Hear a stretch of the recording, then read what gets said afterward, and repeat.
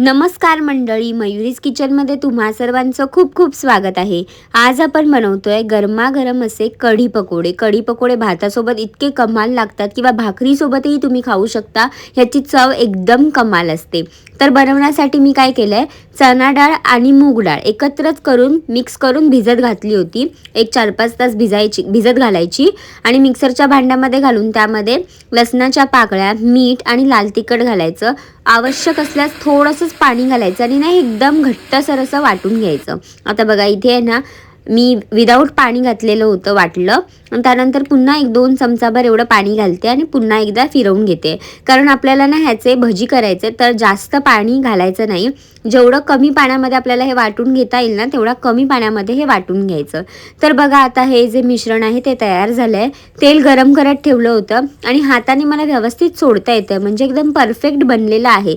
जर तुमचं मिश्रण वाटत नसेल तर जास्त पाणी झालं असेल तर काय करायचं, पातळ मिश्रण झाल्यावरती चमचा घ्यायचा आणि चमच्याने थोडं थोडं करत हे मिश्रण घालून असे पकोडे तयार करून घ्यायचे। आणि हे पकोडे जे आहेत ना, ते रंग बदलेपर्यंत छान मीडियम टू लो हीट वरती फ्राय करून घ्यायचे, म्हणजे आतपर्यंत ते शिजले जातात आणि व्यवस्थित। हाय फ्लेमवर केला तर ते कच्चे राहतील। कढीसाठी वाटण तयार करायचंय, त्यासाठी ओलं खोबरं, कांदा, आलं, लसूण, हिरवी मिरची, हळद, जिरं आणि थोडंसं पाणी घालून हे सगळं मिक्सरमध्ये वाटून घ्यायचं आहे। कढीचा मेन इन्ग्रेडियंट दही। एक 3-4 चमचे दही घालायचं। दह्याच्या वाटीमध्ये सुद्धा पाणी घालून काढून घेते। तुम्ही ह्याऐवजी ताक सुद्धा वापरू शकता। रवीच्या मदतीने ना हे सगळं दही जे आहे ते मस्त घुसळून घ्यायचं, किंवा तुम्ही ते ना जरा आंबट ताक असेल ना त्याचा सुद्धा वापर करू शकता। आता फोडणी द्यायची आहे, त्यासाठी टोपामध्ये तेल घातले 2 चमचे, त्याच्यामध्ये हिंग, राई, कढीपत्ता आणि लसूण, एक थोडंसं जिरं घातलेलं आहे। हे सगळं ना तडतडलं की आपण जो मिक्सरमध्ये मसाला वाटून ठेवलेला होता तो ह्यात ॲड करायचा आणि व्यवस्थित मिक्स करून घ्यायचा। आता मसाला छान तेलावरती 1 मिनिटभर परतून घ्यायचा। त्याच्यामध्ये घालणार आहोत पाणी। तर आधी मी मिक्सरच्या भांड्यामध्येच पाणी घालून घातलंय, त्यानंतर 1 ग्लासभर पाणी घालते याच्यामध्ये आणि हे सगळं जे कढीचं मिश्रण आहे ना ते व्यवस्थित मिक्स करून घ्यायचं। कढीचा मसाला जो आहे तो मस्त तयार होतो। तर रंग बघा एकदम मस्त आलेला आहे। हळद घातलेली होती थोडीशीच आणि त्याच्यामध्ये काय घालायचं, आपल्याला दही जे घुसळून ठेवलेलं आहे ते दही घालायचंय। आता कढी बनवतोय त्याच्यामुळे पाणी जरा जास्त घालायचंय, कारण का आपली जी दही आहे ते आंबट असल्यामुळे कढी खूप आंबट होईल, त्याच्यामुळे पाण्याचं प्रमाण थोडं वाढवायचं, म्हणजे मस्त कढी ना आंबट आणि तिखट अशी होते। तर इथे 2 ग्लासभर पाणी घातलंय। आता कढीला ना चांगला कड काढून घ्यायचा आहे। त्याच्यामध्ये मी चवीनुसार मीठ घालते।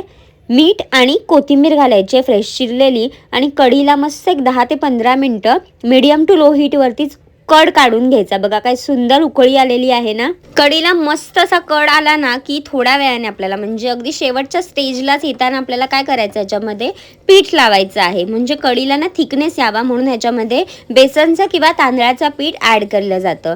तर इथे ना मी तांदळाचं घेतलंय। तांदळाचा 2 चमचे पीठ घ्यायचं, त्याच्यामध्ये थोडं पाणी घालून आहे ना एकदम स्लरी तयार करायची।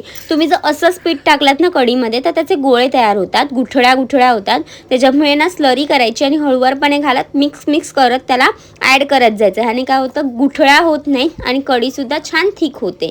तर बेसनचं किंवा तांदळाचं पीठ तुम्ही इथे वापरू शकता।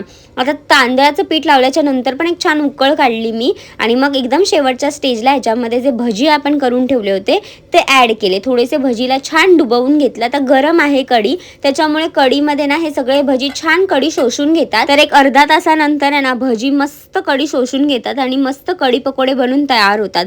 कढी थोडीशी पातळ ठेवायची, म्हणजे ती ना एकदम मस्त लागते खायला। भजी मस्त सगळं शोषून घेतात आणि मिक्स करून खाल्ल्याने ना अतिशय हे टेस्टी लागतं। तर माझे कढी पकोडे इथे बनून तयार झालेले आहेत। तुम्हाला माझी रेसिपी आवडली असेल तर लाईक करा, शेअर करा आणि सबस्क्राईब करायला विसरू नका। मस्त गरमागरम तुम्ही सुद्धा ट्राय करा आणि निरोगी खा, निरोगी राहा।